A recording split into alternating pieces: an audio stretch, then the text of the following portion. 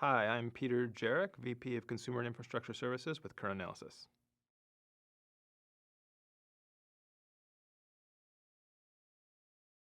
When I think of trends that MVNOs need to focus on, and when we talk with our customers, there's a million, right? A million you could think of, but a couple come to mind, right? And these are beyond the obvious ones. Obviously, we all know data's increasing. We know where the market's going, but a couple of things stick out.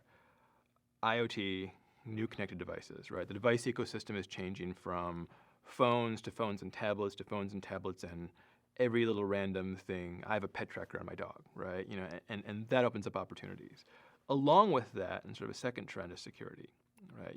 You think about security, we know that the hacking has become an issue. We know that the NSA issue has brought this to fore for a lot of people. Security is becoming much, much more important. As we get to an IoT world, it'll become even more important because you need security not just for your phone, but for all sorts of different devices.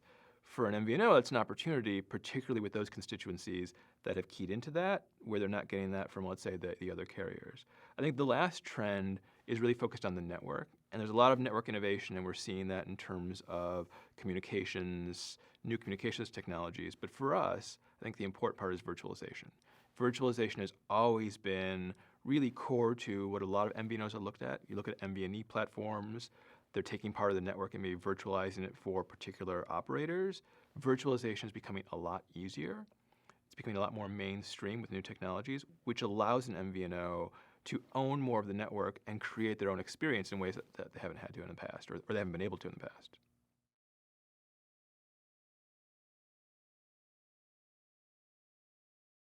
So if you look at how the business models have to change for MVNOs, you have to start with, let's say, how it changes for their partners, right? So if we look at the partners, we look at the mainline big four carriers in the US, and really all the carriers, you're seeing a couple big trends, right? You're seeing the focus on device financing, getting those subsidies off the books, pushing folks in that direction, and we see the whole industry moving in that direction. You're also seeing at the same time the focus on network quality, right? That's not going away, right? This idea about innovative services, really, in the US at least, you're not seeing that big focus. You're seeing marketing, you're seeing messaging around network quality, around devices, and at the same time around new ways to get services, if not cheaper, at least pushing prepaid in a direction which makes it more affordable for folks, right? So all those things that MVNOs have possibly thought about in the past, things like prepaid, things like targeting lower cost services, are kind of going away, and at the same time the network quality is, if not becoming on par, at least most of the mainline carriers are improving the network quality and focused on it, so it hasn't been, or at least it won't be going forward, as big of a difference. Which means that MVNOs have to think about where can they differentiate, right? On the prepaid, probably not so much. You're seeing that from the mainline carriers. So what are the new areas for differentiation? What are the new areas for innovation? And it's great then because it's not like the larger carriers are seeding that, but you aren't seeing this innovative thinking in terms of pricing, innovative thinking in terms of bundling content, innovative thinking in the same way that maybe you are internationally, which opens up opportunities for MVNOs that I don't know if they'll be there forever, but it's at least a window right now. And it may be the only option given where the mainline operators are going in terms of devices, network quality, and pricing.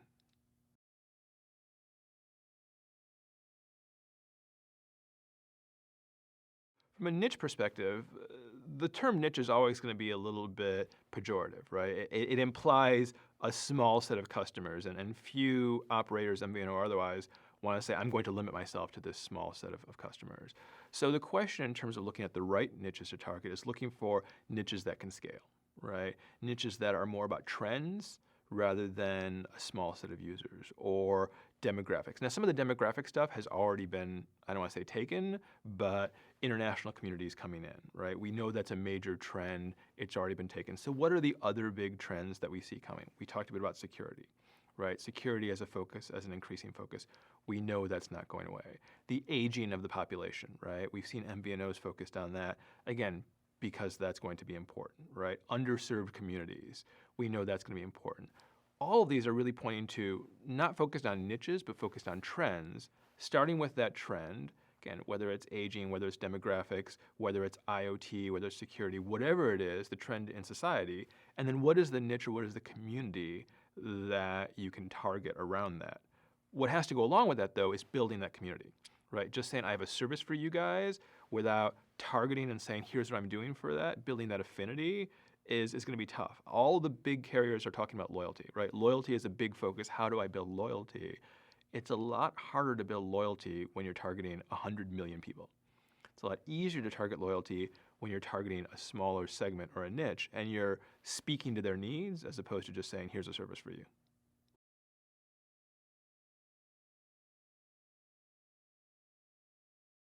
Just like every other carrier, an MVNO, as the industry goes towards data, has to think about a few things. One, how do you keep your costs in check, right?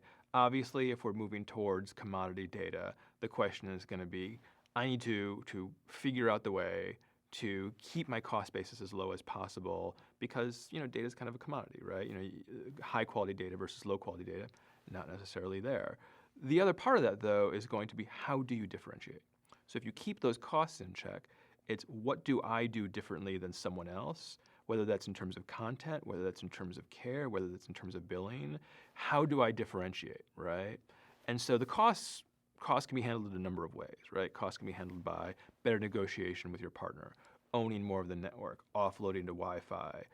Differentiation, however, really is going to require new business models, thinking about new pricing, new services, and then how do you build out new relationships? How do I build differently, perhaps either pulling in new constituencies, new partners, or just new billing models? And I think that's going to be, that level of innovation is going to be key because everyone's focused on data, right? And if I can get a gig of data for $10 here and for $8 there, we know where the customer is going to go. So the question is, on top of being cheap, how can you think beyond cheap? How can you think beyond price arbitrage and leverage the capabilities that are out there? Leverage partnered solutions, leverage their back end, leverage their thinking to help you not just do what everyone else is doing, but cheaper.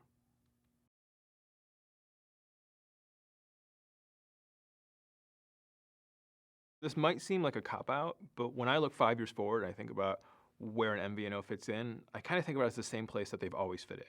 So traditionally, where we've seen MVNOs succeed, it's by doing things that the larger carriers can't or won't do, right? You take examples of M2M, right? You didn't have either a national offering or someone who would aggregate it, and so MVNOs came around to say, hey, we're going to be an M2M aggregator, we're going to work with that. You didn't see the larger carriers at first target particular demographics. And so you had MVNOs pop up who said, hey, here's a demographic, it's not being targeted by these larger guys, I'm going to go after that. Right? You didn't see mainline carriers go, I'm going to focus on Wi-Fi for cost perspective, so you had an MVNO come in.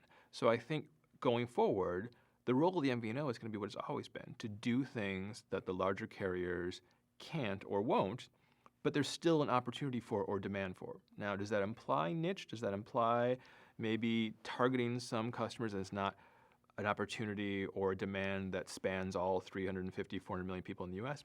Possibly, right? But if you're talking early, if you're talking about early leaders, you're talking about early movers in the market, early adopters, then those have an opportunity to grow and become more than niches going forward. So whatever that is, targeting those trends that are emerging that either the larger carriers aren't fast enough to move on or they just don't have an interest in, that's what the role of the MVNO will be.